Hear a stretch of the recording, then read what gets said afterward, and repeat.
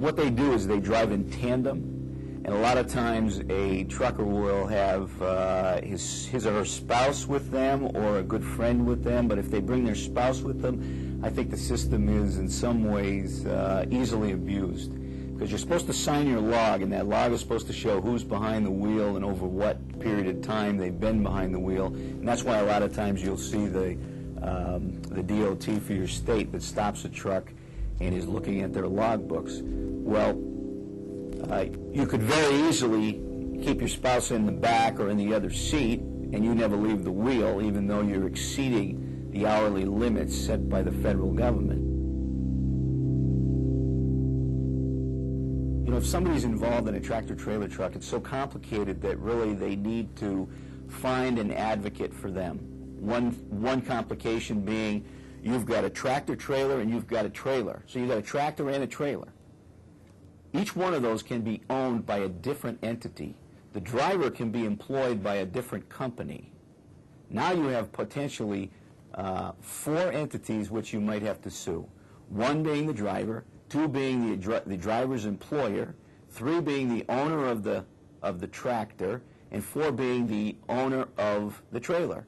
Now you can think about it this way as well. Not only might there be an owner, but there might be a lessee of either the tractor or the trailer or both. So you could add 2 more entities onto that. So you could have at least 6 entities in which you have potential lawsuit against them. Then if you think if there are supposed to be 2 drivers driving in tandem, you might have another driver that was supposed to be in the seat that wasn't, that was helping to defraud or to get around the rules, so that could be another entity. There's much more information that the owners of those trucks know or the dispatcher knows than we realize. For instance, the dispatcher can be on the other side of the country, and they use satellite technology nowadays with a computer system within the truck that tells the dispatcher and also tells the driver how much fuel is in the truck, how much they have used, how many more miles that they can get on it based on their miles per gallon usage. They can tell whether or not the air in the tires needs to be adjusted. They can also tell them where they need to go to get the cheapest fuel within the next 50 miles or so. And they can tell where that truck is within probably 20 feet at any point in time. That machinery, which is extremely expensive, is an asset of the company, and they follow it very carefully. Now, when a consumer gets in an accident with a trucker, think of how sophisticated this computer system is. There's a lot of information that could be obtained just through the records that the company itself keeps. The drivers a lot of times are terminated and they end up someplace else working. Somebody's got to go find that trucker to talk to him, the driver, and find out what was going on, how long they had actually slept, who was in the truck, and that kind of thing. What kind of information were they getting from the dispatcher, and were they actually following it? Unless you know it exists,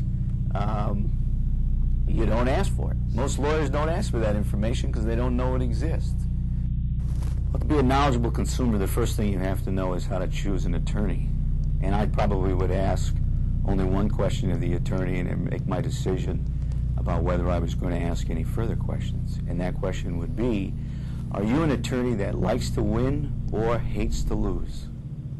And based on the answer to that question, I would know whether or not you are a good attorney for me. An attorney who likes to win after they win, stands around waiting for the accolades, the slaps on the back, walks down the hallway, and is caught up in sort of the drama of having won their case. The attorney that hates to lose, once he wins, he doesn't stand around waiting for the applause. He marches on to the next case, and he pursues it diligently, and he focuses on not losing that case.